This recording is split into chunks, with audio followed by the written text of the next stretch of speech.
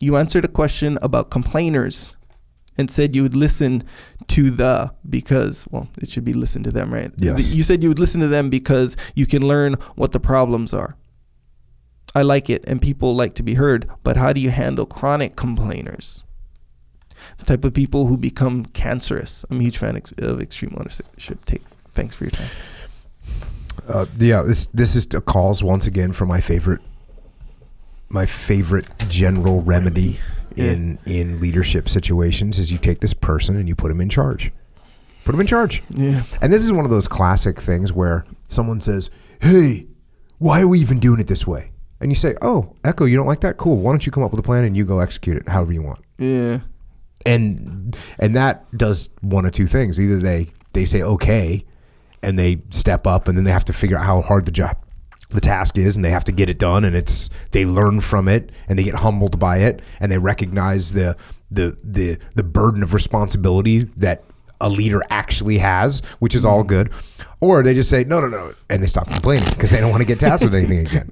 Now, what you got to be careful with, a lot of these answers that I give, you could go like in the wrong direction. So what I mean by that is Echo says, "Hey, I don't like the way we're doing this." And I go, "Okay, well then you're in charge." Yeah. You know what I mean? I do it like that.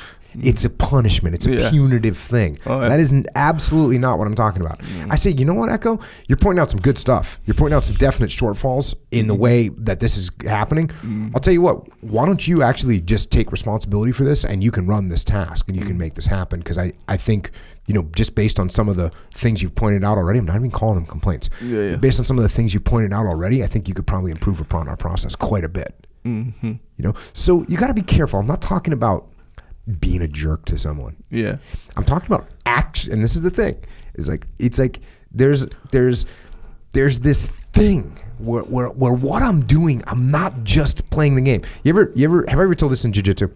I'm like, "Hey, if you want to set me up with the choke so that you can get my arm, you have to actually do the choke. You have to actually apply the pressure. If you don't apply the pressure, I'm not defending it. My arm's not going to go where you want it. You have to actually do it. And if I don't defend it the way you expect me to, then you just choke me.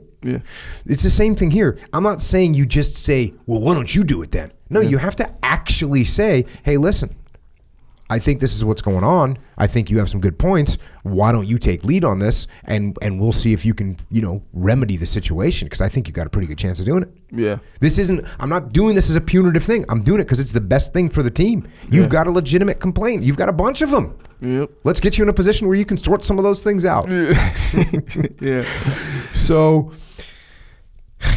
that's that. When you get people that are complaining, first of all, hear them out. And maybe that's good enough, right? Hey, listen to them. And once again, I'm not saying you listen to them while your brain is elsewhere and you're not thinking. You actually listen to what they're saying. You're engaged. You really do go for the choke. Yeah. Go for it. Listen to what they're saying. Maybe there's some solutions you can come up with. But then if that doesn't work, and even after you listen to them and you explain to them why things aren't the way they want, they still want to complain about it. Cool. That's fine. Awesome. Why don't you take lead on this? And that way you can sort out some of these issues. Appreciate it. Kind of like Leif said that one time. It's kind of hard to complain about a plan when it's your plan. Yeah, that is the truth. Yeah, makes sense. God, I'm so stupid. Yeah. Yeah, this plan sucks that I came up with. But the chronic complaining, because you could kind of, people who complain a lot, it's easy to be like, oh, they're chronic complainers, right? But if there's constantly, we'll say, chronic problems, that might induce chronic complaining. I'm not saying that's the case, obviously, because I know that there is such thing as chronic complainers, 100%. But at the very least, like how you say, oh yeah, put them in charge of something, or listen to them, and they'll listen to what they're complaining about or whatever. You might actually get turned on to all these solvable problems, And if you make someone take lead in a situation, right? And you know how it's kind of like that concept of like taking extreme ownership, and then what if they do, like say, yeah, it is your fault. And then you get all mad, kind of thing. It's like, oh, so you didn't really do that. It's like, so if you put someone else in charge of something, you're really putting them in charge. Yeah. Like, what if they run? What if they take lead and they solve all the problems? And they don't come. Awesome, right? We're happy. Yes, exactly right. So you don't treat this action or this discourse as like something to get back at the complainer. It's not just a setup. Yeah. It's a real move. It's a real deal. Yeah. And you know, that's you just made this point that I made, which is one of the best leadership tools that is completely overlooked by people all the time, is very, very simple to do. And that's just to listen to what people are saying. I know it sounds crazy, but I run into all the time leaders in all kinds of levels, all kinds of situations. And the biggest problem they have is they don't even listen to anyone else. They won't listen. Yeah. So when you're in a leadership position, try this. Be quiet and listen to what people are saying. Listen to what they're complaining about. Listen to what suggestions they have. Listen to what advice they give. Listen to their recommendations. Listen. Yeah. Just listen sometimes. You're going to be in a much better spot. Yeah. And even like you saying that out loud sounds real obvious, you know, but it's not. Because even a lot of times, like if you don't listen, I'm thinking of myself, like all the many trillions of times that I haven't listened when I should have. Mm-hmm.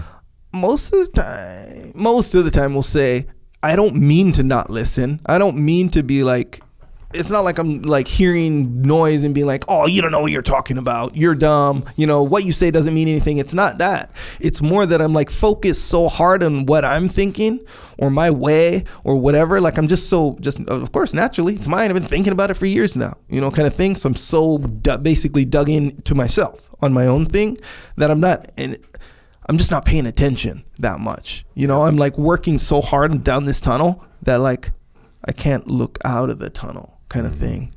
So you don't really mean to, but when you're in the situation, it's like, it's not that easy, you know? And you know what it is also? It's detachment. Yeah. Right? Because when you're talking. Yeah. You got to step back, detach, listen to what people are saying. I do this all the time. It's such an easy move. Yeah, if you remember, easy move. You just watch. You just listen. Even like in jiu-jitsu, you do this. Where you're like, oh, the person wants to move around a bunch. Cool, I'll let him move around a bunch. Yeah. Let's see where they're going. I'm just going to listen to their moves, you know? Yeah, and that's a good way to put it, man. Just listen to their moves. Just listen. And yeah, if you primarily focus on that listening, then like you habitually be able to do it way better. Because like, again, like back to it's not like you're not doing it with malicious intent. Yeah. You know, you're not shutting them down. It's almost like you like interrupters, right? You know, chronic interrupters, people who interrupt you all the time. Some of the time, a lot of the time, whatever. We'll say half of the time estimate. It doesn't feel like they're doing it because they don't want to hear what you have to say. Sometimes it's that, for sure. But sometimes it's almost like they have this tone of like, dang, I don't think I finished my point as good as I wanted to. Yeah. Almost. They're it's doing like it that tone them. For themselves because they're so committed to their message and what they've been thinking the whole time. And if you're not signing right onto it, it's, man, I must not have said it clear enough. You see what I'm saying? I had to like tighten up my kids on just straight, they just wouldn't let each other talk. It's just interrupt. Yeah. And I think it was my son for sure. And he looked at me and he says, Dad, you've been teaching us to be aggressive our whole lives, and now all of a sudden you're telling us just to sit back. Oh, that was funny. Did you tell him that that's the dichotomy? I said that's the dichotomy. I know you did. Of course. Yeah.